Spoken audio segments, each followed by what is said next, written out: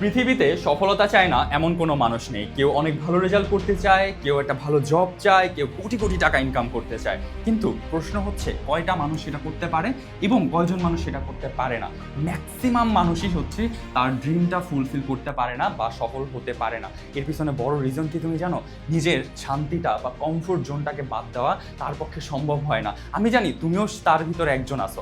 অবশ্যই নিজের একটা ড্রিম আছে, সেটা ফুলফিল করতে চাচ্ছ। আচ্ছা, তোমাকে আমি একটা প্রশ্ন করি তাহলে। দেখো, তুমি যে তোমার ড্রিমের দিকে আগাতে চাচ্ছ বা তোমার একটা সফলতার যেই মুখটা তুমি দেখতে চাচ্ছ, সেটার জন্য তুমি কতটুকু চেষ্টা করেছো?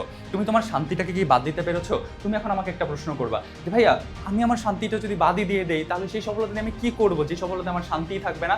দেখো, তুমি যেটা ভাবতেছো যেই শান্তি বাদ দেওয়ার কথা আর আমি যেই শান্তি বাদ দেওয়ার কথা বলতেছি, এটার ভিতরে একটা বিস্তর ফারাক আছে। তুমি যদি এখন বসে বসে রিলস স্ক্রল করে মেয়েদের নাচ দেখে, ছেলেদের নাচ দেখে, প্রেম করে, আড্ডা দিয়ে হচ্ছে অনেক শান্তি পাও, ওই শান্তিটাকে তোমাকে বাদ দিতে হবে।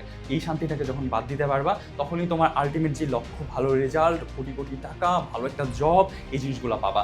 যেদিন থেকে তুমি শুরু করতে পারবা নিজের কমফোর্ট জোন বাদ দিয়ে, ডেইলি তুমি ঘুম থেকে উঠতে পারবা আর্লি করে, তারপর হচ্ছে পড়াশোনা করতে পারবা অনেক বেশি তুমি ওয়ার্ক করতে পারবা, সেদিন থেকে তুমি সফলতার দিকে বা সফলতার সিঁড়িতে এক এক করে ওঠা শুরু করবা। তুমি সে যতদিন না পর্যন্ত এই নিজের শান্তি নামক জিনিসটাকে বাদ দিতে পারবা, নোংরা শান্তি জিনিসটাকে বাদ দিতে পারবা, ততদিন পর্যন্ত তুমি কখনোই সফল হতে পারবা না। তো তোমাকে যেটা করতে হবে, এখন থেকে শুরু করতে হবে, আজকে থেকে শুরু করতে হবে, সফলতার সিঁড়িতে এক এক করে উঠতে হবে, নিজের কমফোর্ট জোনটাকে বাদ দিয়ে তারপর আগাতে হবে। ইনশাল্লাহ তুমি সফল হবাই হবা।